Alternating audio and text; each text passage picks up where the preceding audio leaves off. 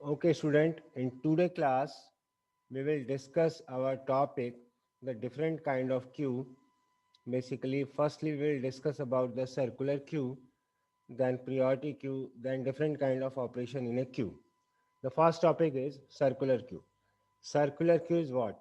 In a circular queue is a list of elements in which the element next to the last element is the first element. Means last element के बाद अगर वो first element पर move कर रहा है तो वो आपका सर्कुलर क्यू कहलाता है।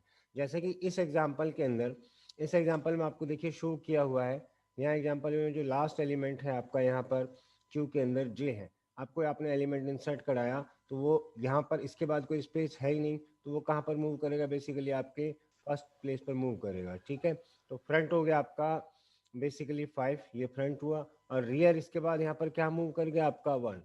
ठीक है, हमेशा फ्रंट से आपका डिलीशन होता है और रियर एंड से आपका इंसर्शन होता है, तो रियर बन गया आपका 1।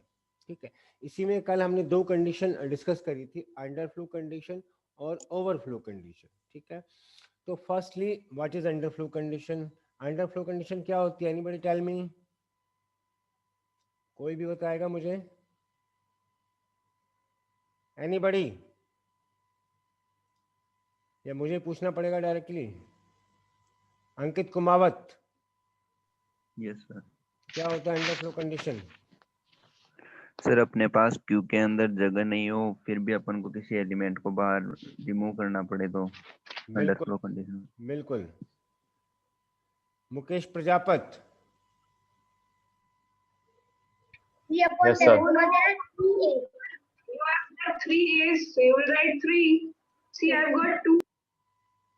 Mukesh Prajapat, Yes, sir. what is underflow condition? तो अगर वो पूरी क्यू एम्प्टी हो और अपन कोई इंसर्शन कराना चाहते हैं तो वो कंडीशन अंडरफ्लो में आ जाती है सर। नहीं, आप गलत बता रहे हैं। Pawan Pathak, Pawan Pathak, yes sir. What is Yes, underflow sir. Condition? Sir underflow condition वो होती है जैसे जब कोई एलिमेंट जैसे हमको इंटर करना है और जब कोई रिमूव हो रहा है और उसकी जगह पे जब हम ऐड करके उसको रिमूव करके आगे ला रहे हैं तो नहीं। निशांत, निशांत मलकानी,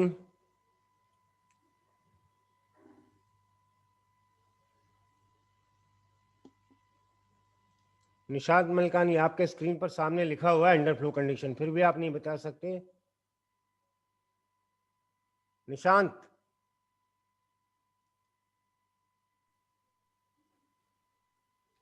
रिया राज, रिया राज,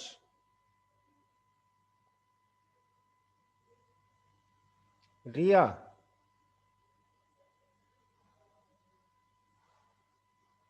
सृष्टि कुमारी, मैं आपको रिमूव कर दूंगा अगर आप जवाब नहीं देंगे तो, और आपकी अटेंडेंस भी एब्सेंट मार्क हो जाएगी। सृष्टि कुमारी,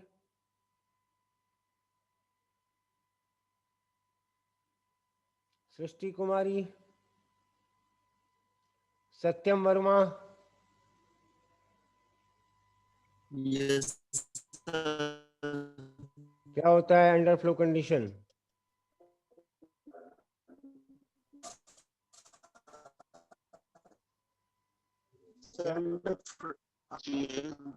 जैसे किट है वो फुल, और अगर कोई अलग में एलिमेंट आ तो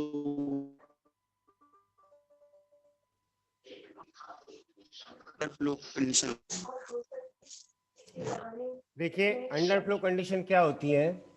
अगर आपकी क्यू ऑलरेडी एम्प्टी है, मैंने आपको स्टैक में भी बताया था कि अगर कोई स्टैक के अंदर कोई एलिमेंट ही नहीं है और आप उसको डिलीट करना चाह रहे हैं उसमें से किसी भी एलिमेंट को, तो वो आपकी कंडीशन एक एरर शो करती है जिसे हम बोलते हैं अंडरफ्लो कंडीशन। समझ में आई बात? मीन्स ऑलरेडी अगर क्यू आपकी एम्प्टी है and you want to delete the element from the queue, तो this will call the underflow condition.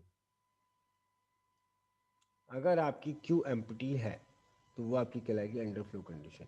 और ओवरफ्लो कंडीशन क्या होगी, इसका रिवर्स, मतलब क्यू बिल्कुल फुल है और क्यू आपकी फुल है और उसमें अब आप कोई इंसर्ट कराना चाह रहे हैं। अरे यार एक बकेट है, बकेट में पानी भरा हुआ है, उसके अंदर और पानी डालोगे तो वो बाहर होगा ना, this is called the overflow. Bucket में पानी है ही नहीं, आप उसमें से निकालना चाह रहे हो, कुछ है ही नहीं तो निकलेगा क्या, तो this is called the underflow. ठीक है, मतलब कहने का मतलब क्या है, अगर आपका फ्रंट 1 है और रियर n है, मतलब पहला तो फ्रंट आपका एलिमेंट है और लास्ट वाला आपको रियर कहला रहा है, अब आप एंटर कहाँ कराओगे, कहीं एंटर करा ही नहीं सकते। मतलब कहने का मतलब है अगर मैं रियर के अंदर अब कुछ एंटर कराऊंगा तो वो वापस पहले एलिमेंट की तरफ मूव करेगा। Means if front equals to rear plus 1, this is the condition of overflow condition. मतलब ये सब भरे हुए हैं, ये सब भरे हुए हैं यहाँ पर। अब मैंने सपोज ये आपका फ्रंट बता रहा है, ये आपका रियर बता रहा है, अब मैंने यहाँ पर किसी एलिमेंट को इंसर्ट कराया तो यहाँ पर तो जगह है ही नहीं, जगह नहीं है तो वो आगे की तरफ देखेगा, तो आगे की तरफ देखेगा तो यहाँ पर भी जगह नहीं है, तो कहाँ जाएगा एलिमेंट, कहीं नहीं जाएगा। अगर फ्रंट 1 है और रियर आपका n है, या फिर front equals to rear plus 1, अगर रियर के अंदर मैं एक और जोड़ता हूँ तो वो पहले एलिमेंट की तरफ मूव करता है, तो that is called the overflow condition. Underflow में क्या होगा, क्यू आपकी ऑलरेडी ब्लैंक है, ब्लैंक से मतलब क्या होगा कि उसके अंदर कोई एलिमेंट है ही नहीं। इफ फ्रंट इक्वल्स टू 0, या फिर हम कह सकते हैं फ्रंट इक्वल्स टू नल, तो that is called the overflow condition. Clear, समझ में आया सभी को, समझ में आया सभी को? Yes sir. Yes sir. Reply किया करो। हाँ सर। नेक्स्ट है इसी के अंदर आपका topic insertion in a Q, कि क्यू के अंदर हम इंसर्शन कैसे करते हैं। ठीक है, तो जब भी आपको क्यू के अंदर इंसर्शन करना होता है तो इंसर्शन हमेशा आपका राइट एंड से होता है। राइट एंड मीन्स जहाँ पर आपका लास्ट एलिमेंट ऑलरेडी इंसर्ट हो चुका है। ठीक है, तो जैसे यहाँ मैंने एक एग्जांपल लिया है, इस एग्जांपल में देखिए क्या हो रहा है कि आपकी क्यू शो की हुई है, जिसके अंदर फ्रंट जो है पहला एलिमेंट, ये आपके फ्रंट को बता रहा है, जिसके अंदर 10 यहाँ पर एंट्री हो चुका है और इसका जो इंडेक्स है वो 5000 है। ठीक है, और ये आपका यहाँ तक आप एलिमेंट एंटर करा चुके हैं, मतलब ये आपका बता रहा है रियर को। अब आपको कोई नया एलिमेंट एंटर कराना है 66, तो नया एलिमेंट कहाँ एंटर होगा, कहाँ पर एंटर होगा नया एलिमेंट, 6 वाली पोजीशन पर। कौन सी पोजीशन पर, 6 पर। 6 पर। ऑब्वियस बात है, ये आपके रियर के बाद नेक्स्ट पार्ट है, तो यहाँ पर वो आपका नया एलिमेंट रियर के बाद एंटर हो जाएगा। तो रियर अभी बता रहा था पहले 5 वाली पोजीशन को, 5 इंडेक्स को, अब रियर बताएगा आपके 6 वाले इंडेक्स को, ये आपके इंडेक्स को बताएगा, और इस इंडेक्स की वैल्यू है यहाँ पर 5024। समझ में आई बात? मतलब जब भी आप इंसर्ट करेंगे तो इंसर्ट आपका हमेशा रेयर एंड से होगा और रेयर आपका रेयर प्लस 1 बन जाएगा। मतलब ये जो रेयर है आपका, this will become the rear plus 1। But आपको कंडीशन देखनी पड़ेगी कि कहीं क्यू फुल तो नहीं है। अगर फुल है तो ओवरफ्लो की कंडीशन हो जाएगी, फुल नहीं है तो वहां पर आपका एलिमेंट इंसर्ट हो जाएगा। समझ में आया सभी को? Yes sir. Yes sir. अब देखिए, अब हम डिस्कस करेंगे एल्गोरिथम। जो क्वेश्चन आता है एल्गोरिथम आती है आपकी इंसर्शन और डिलीशन के लिए। बहुत सिंपल है, कुछ नहीं है इसके अंदर, बहुत ही सिंपल एल्गोरिथम है। यहाँ पर हमें क्या करना है, एक क्यू के अंदर एलिमेंट्स को इंसर्ट कराना है।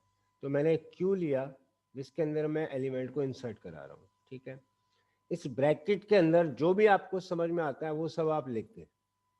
मैं क्या ले रहा हूँ, एक क्यू ले रहा हूँ, क्यू के अंदर n एलिमेंट है, एक मेरा फ्रंट होगा, एक मेरा रियर होगा, और मुझे किसी आइटम को यहाँ पर इंसर्ट कराना है। तो ये 4-5 चीज़ें आपने ले ली, जो आपको समझ आता है वो आप डाल दो। ठीक है, तो मेरा मोटो क्या है, insertion in a queue, where I will taking a queue in which the n element can be inserted. There is also one front and another end is rear end, and we want to insert an item in a particular queue. हम उस queue के अंदर किसी भी item को insert कराना चाहते हैं। ठीक है, तो ये मेरी एल्गोरिथम का बेसिक है। अब देखिए, क्यू के अंदर हमको कुछ भी इंसर्ट कराना है। क्यू के अंदर जब भी हम कुछ इंसर्ट कराते हैं तो सबसे पहले हम चेक करते हैं कि क्यू आपके फुल तो नहीं है। क्यों माइक बंद करें। सबसे पहले आप चेक करते हैं कि क्यू आपकी कहीं फुल तो नहीं है। सपोज ये मेरी क्यू है, ये मैंने क्यू लिया, ठीक है। यहाँ पर 3 एलिमेंट आ सकते हैं।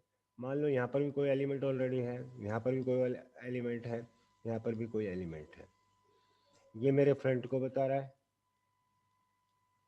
और ये मेरे रियर को बता रहा है, ठीक है। मतलब फ्रंट मेरा 1 है और रियर मेरा n है, ठीक है। तो इसका मतलब क्या है, क्यू ऑलरेडी आपकी फिल है।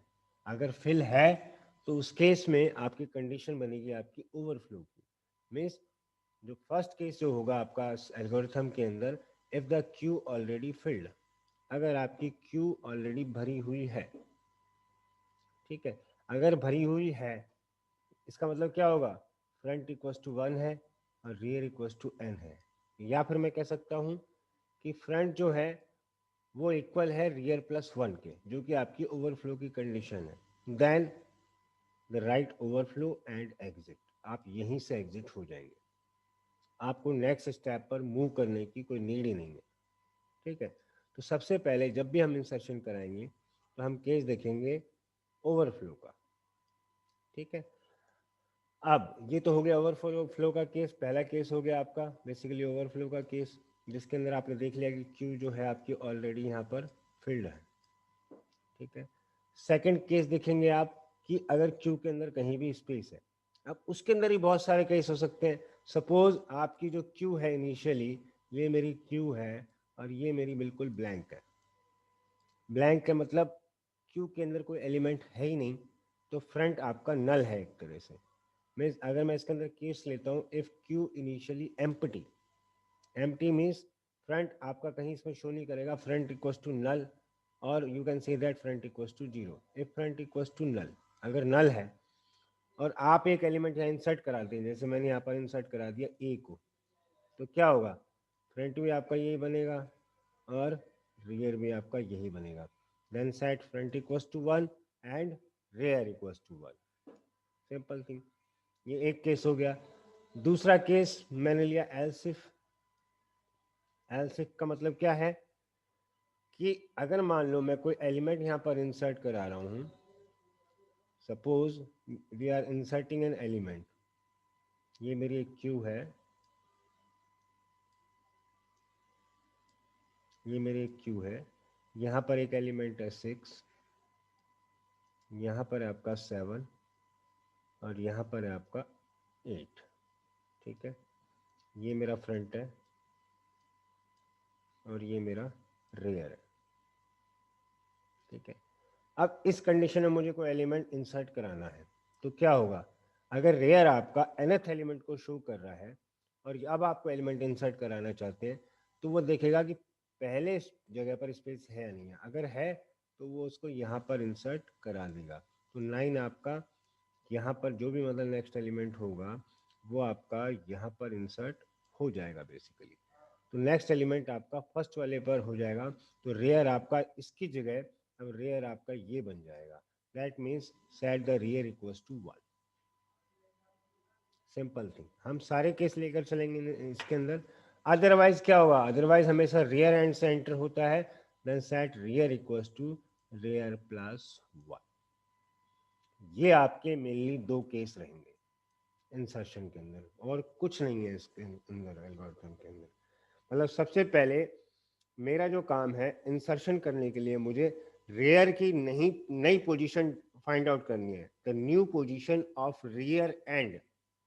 और जैसे मुझे न्यू पोजीशन मिलेगी क्यू के अंदर, तो हम उस आइटम को इंसर्ट करा देंगे। अब थर्ड स्टेप में क्या होगा, थर्ड स्टेप में set queue rear equals to item, मतलब ये थर्ड स्टेप के अंदर हम उस पर्टिकुलर आइटम को इंसर्ट करा देंगे।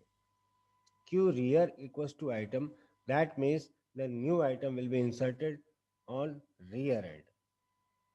हमेशा rear पर वो आपका इंसर्शन हो जाएगा। देखिए एक बार दोबारा देखिए, ये मेरा इंसर्शन था Q के अंदर। Q के अंदर मैंने आपको इंसर्शन बताया था कि हमेशा आपका रियर एंड पे होगा, ठीक है, और डिलीशन हमेशा फ्रंट एंड पे होता है। तो तो आपको देखना है रियर, ठीक है। तो ये आपके इंसर्शन के लिए आपको क्यू का रियर एंड चाहिए।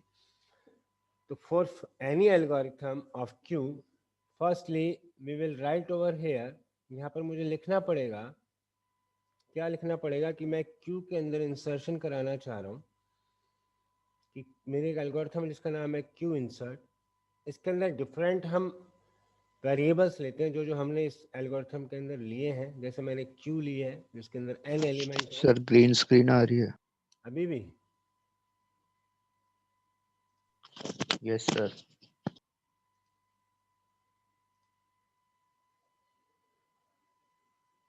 अब देखिए, अभी नहीं आ रही सर। ठीक, देखिए तो मैंने एक क्यू लिया जिसके अंदर मैं इंसर्ट कराना चाह रहा हूँ, जिसके अंदर बेसिकली आप एक क्यू लेंगे, n एलिमेंट होंगे, एक फ्रंट एंड होगा, एक रियर एंड होगा, और एक आइटम को आप इंसर्ट कराना चाह रहे हैं, ठीक है। तो ये तो मेरी हो गई एक हेडिंग, जिसे हम बोलते हैं हेडिंग ऑफ एनी एल्गोरिथम। अब हम जितने भी केस होंगे, मतलब मेरा मोटो क्या है, मुझे रेयर पर इंसर्ट कराना है, तो सबसे पहले मैं रेयर एंड की न्यू पोजीशन देखूंगा जहां पर मैं उस आइटम को इंसर्ट कराना चाह रहा हूं।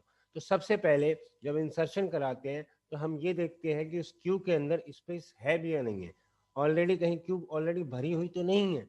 अगर भरी हुई है तो वहां पर आपकी ओवरफ्लो की कंडीशन होगी। जैसे आपका ये फर्स्ट केस है, मैंने चेक किया कि क्यू ऑलरेडी फिल्ड है, मतलब फील्ड मुझे कैसे पता लगेगा कि ऑलरेडी फील्ड है, कि फ्रंट 1 है और रेयर आपका n है, या फिर front equals to rear plus 1 है, जो कि आपकी ओवरफ्लो की कंडीशन होती है।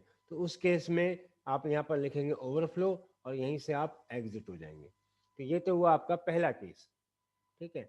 अब दूसरे केस में क्या होगा, अब आप दूसरे केस में सारी पॉसिबिलिटीज देखेंगे कि क्यू के अंदर आप कैसे इंसर्ट करा सकते हैं। अब पहली पॉसिबिलिटी क्या होगी कि आपकी पूरी क्यू खाली है, तो एक स्पेस पर आपका क्या होगा, मतलब जो पहला एंड होगा वहां पर आपका फ्रंट बन जाएगा, मतलब जो पहली पोजीशन है। अगर आपकी फ्रंट नल है मतलब उस क्यू के अंदर कोई एलिमेंट नहीं है, इफ क्यू इनिशियली एम्प्टी, तो उस केस में क्या होगा, आपका फ्रंट भी 1 बन जाएगा और आपका रियर भी 1 बन जाएगा, ठीक है। दूसरा केस आएगा कि रियर आपका n है, एन वाला केस है तो वही सर्कुलर क्यू का केस बनेगा। सर्कुलर क्यू में क्या होता है, एन के बाद सीधा वो 1 पर मूव करता है, तो यहाँ पर आपका रियर एन की बजाय कहाँ मूव कर जाएगा, आपका 1 पर मूव कर जाएगा। फिर ये पहला केस हो गया इफ वाला, ये दूसरा हो गया इसके अंदर एल शिफ्ट, और लास्टली जो सभी के लिए बचेगा कि हमेशा आपको रियर को 1 से इंक्रीज करना है। मान लो कि आपकी क्यू के अंदर दूसरे नंबर की पोजीशन पर कोई एलिमेंट है, तो अब आपको नया इंसर्ट कराना है तो वो तीसरे नंबर पर जाएगा, मतलब इंसर्शन के अंदर हमेशा रियर की वैल्यू 1 से इंक्रीज होती है। तो यहाँ पर क्या होगा, set rear equals to rear plus 1। अब आपको रेयर एंड की न्यू पोजीशन मिल गई है, तो क्या होगा, अब आप कोई भी एलिमेंट वहां पर इंसर्ट बेसिकली करा सकते हैं। तो क्या होगा, queue rear equals to item, यहाँ पर आपने उस पर्टिकुलर न्यू आइटम को इंसर्ट करा दिया, और जैसे इंसर्शन हो जाएगा वहां से आप एग्जिट कर देंगे।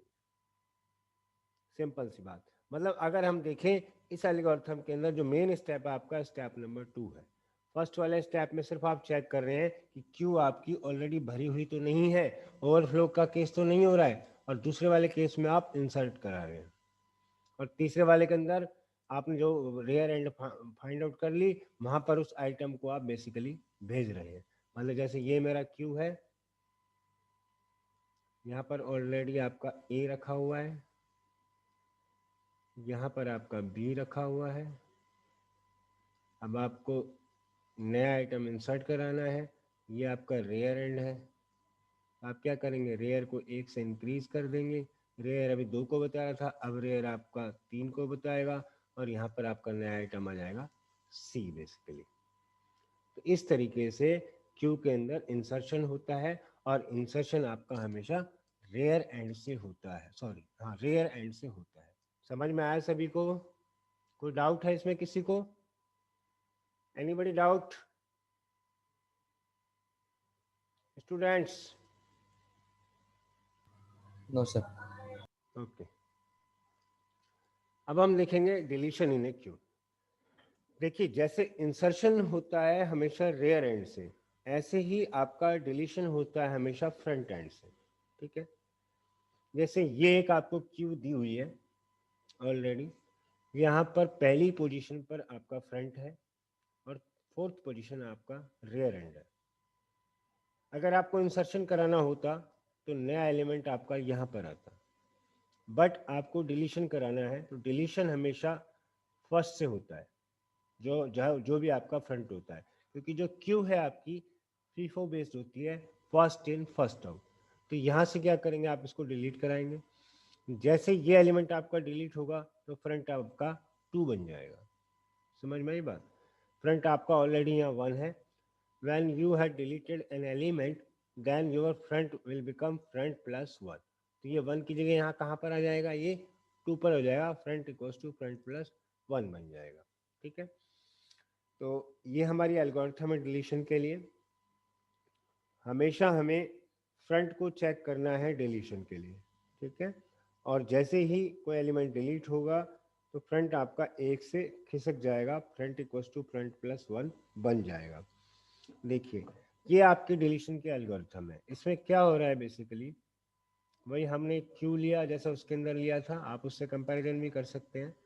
एक क्यू लिया, क्यू के अंदर हम डिलीट के एल्गोरिथम लिख रहे हैं, तो यहाँ पर डिफरेंट एलिमेंट्स ले लेंगे जो हमारे इस एल्गोरिथम के अंदर यूजफुल हैं। एक क्यू लिया, क्यू के अंदर एन एलिमेंट हो सकते हैं, एक फ्रंट एंड, एक रियर एंड, और उस आइटम को आपको डिलीट कराना है, ठीक है। ये मेरा हेडिंग हो गया इस पर्टिकुलर एल्गोरिथम का। एक क्यू की डिलीट के एल्गोरिथम लिख रहे हैं जिसके अंदर हमने एक क्यू लिया, एन एलिमेंट्स हैं, फ्रंट और रियर एंड हैं, और एक आइटम को आप डिलीट कराना चाह रहे हैं। जैसे हमने क्यू के अंदर इंसर्शन में देखा था कि ओवरफ्लो की कंडीशन हम चेक करते हैं, like that in deletion of queue we just check out the condition of underflow, कि ऑलरेडी क्यू ब्लैंक तो नहीं है, मीन्स उस बकेट के अंदर पानी नहीं है और उसमें से भी हम निकालना चाह रहे हैं, तो this is called the underflow condition. वहाँ हम देख रहे थे कि क्यू ऑलरेडी भरी हुई तो नहीं है, फिल्ड तो नहीं है, यहाँ पर हम चेक करेंगे क्यू ऑलरेडी एम्प्टी तो नहीं है। एम्प्टी है तो वहाँ पर कुछ डिलीट होगा ही नहीं, तो वहाँ पर एक अंडरफ्लो की कंडीशन आ जाएगी। If front equals to null, null means उस क्यू के अंदर कुछ नहीं है, in that case you just write the underflow and exit, और आप यहीं से वहाँ पर एग्जिट हो जाएंगे, ठीक है। अब यहाँ से आप एग्जिट हो गए। आपको जिस एलिमेंट को डिलीट कराना है वो हमेशा आपका क्यू का फ्रंट होता है, जिस एलिमेंट को आप डिलीट कराना चाह रहे हैं। जैसे मैंने यहाँ ऊपर एग्जांपल में भी देखा था, देखिए ये मेरी एक क्यू थी जिसमें से मुझे इस पहले एलिमेंट को डिलीट कराना है। तो डिलीट कराने के लिए इस आइटम को मुझे कहीं ना कहीं भेजना पड़ेगा, मतलब जो अभी क्यू का फ्रंट बना हुआ है ट्रिपल ए, इसको मुझे किसी ना किसी को असाइन करना पड़ेगा, तब वो वहाँ से हटेगा, अदरवाइज वो वहाँ से हटेगा ही नहीं। मतलब इसको मुझे हटाने के लिए कहीं ना कहीं किसी आइटम को मुझे इसको असाइन करना पड़ेगा। इस आइटम को मैंने असाइन कर दिया, जैसे ही वो असाइन हो जाएगा तो वो वहाँ से डिलीट हो जाएगा और आपका फ्रंट जो है 1 की जगह अब 2 बन जाएगा, ठीक है। तो डिलीशन के लिए फ्रंट का जो एलिमेंट है उसे मुझे कहीं ना कहीं असाइन करना होगा। मतलब मैंने क्या किया, जो आपका सेकंड स्टेप है, सेकंड स्टेप में हमने क्या किया, set item equals to queue of front, means मैंने क्या किया, set item equals to queue of front, we will assign the value of front of q to a particular item basically, clear। अब आपने उसको असाइन तो कर दिया, वहां से तो वो हट गया, लेकिन अब मुझे फ्रंट की न्यू वैल्यू तो फाइंड आउट करनी पड़ेगी। मान लो ऑलरेडी फ्रंट आपका 1 था, अब 2 बन गया, तो मुझे वो बताना तो पड़ेगा ना।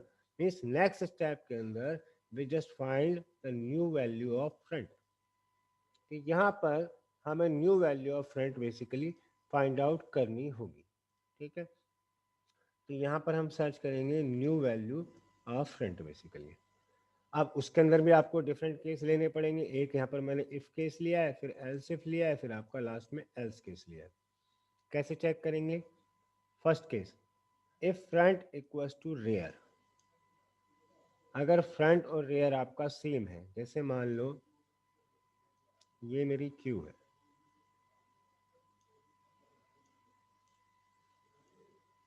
मैंने सपोज यहाँ किसी एलिमेंट को इंसर्ट कराया हुआ है, यही मेरा फ्रंट है और यही मेरा रियर है। फ्रंट भी 1 है और रियर भी 1 है। अब मैंने इस आइटम को यहाँ से हटा दिया, हटाने से मतलब इसको मैंने डिलीट कर दिया, तो क्या होगा, फ्रंट और रियर दोनों आपके 0 हो जाएंगे, दोनों आपके नल हो जाएंगे। तो पहला केस तो हुआ आपका ये, ठीक है। दूसरा केस क्या है, अगर फ्रंट आपका लास्ट एलिमेंट है और वो डिलीट हो रहा है, तो उस केस में क्या होगा, वही सर्कुलर क्यू वाली कंडीशन। सर्कुलर क्यू में क्या होता है, लास्ट के बाद वो कहाँ मूव करता है, बेसिकली आपका फर्स्ट एलिमेंट पे। मतलब मेरे कहने का मतलब क्या है, ये मेरी एक क्यू है,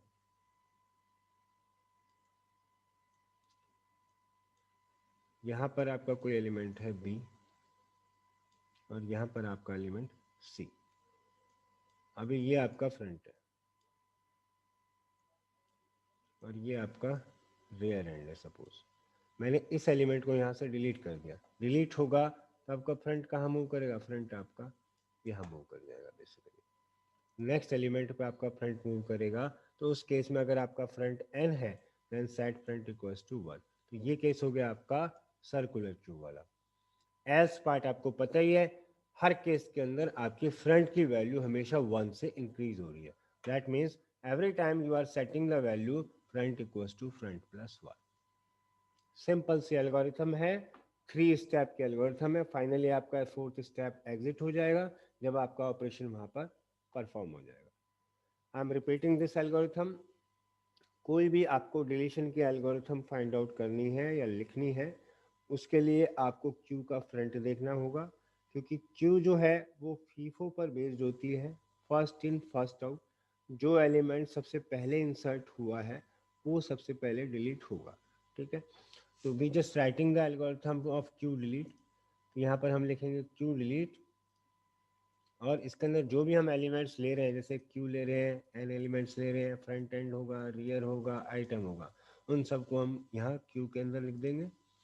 उसके बाद हम डिफरेंट केसेस चेक करेंगे, जैसे वहाँ पर था आपका ओवरफ्लो की कंडीशन इंसर्शन के अंदर, तो यहाँ पर हम बेसिकली उसको देखेंगे, क्या कहते हैं, अंडरफ्लो की कंडीशन, कि ऑलरेडी क्यू एम्प्टी तो नहीं है। अगर आपका फ्रंट नल है इसका मतलब आपकी क्यू एम्प्टी है, वहाँ पर कोई एलिमेंट नहीं है, तो यहाँ पर आप अंडरफ्लो लिख देंगे और यहीं से बाहर हो जाएंगे।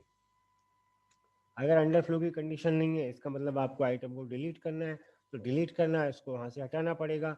तो मतलब क्यू के फ्रंट की वैल्यू हम किसी आइटम को असाइन कर देते हैं, या मैंने असाइन कर दिया, उसको असाइन कर देंगे तो वहाँ से वो आइटम बेसिकली आपका हट जाएगा।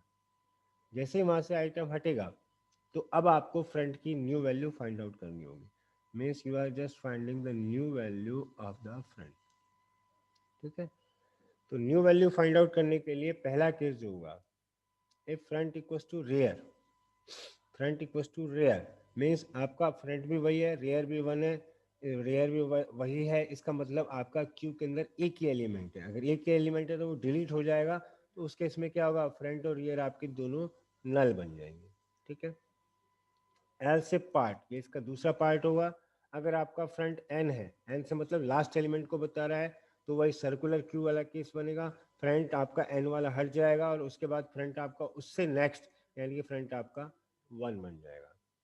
और एक जो आपका यूनिवर्सल केस होगा उसमें हमेशा क्या होगा, always the value of front increase by 1, front equals to front plus 1।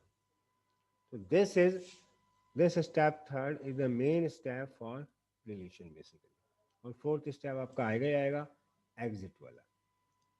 समझ में आया सभी को? कोई डाउट है किसी को? Anybody having any doubt?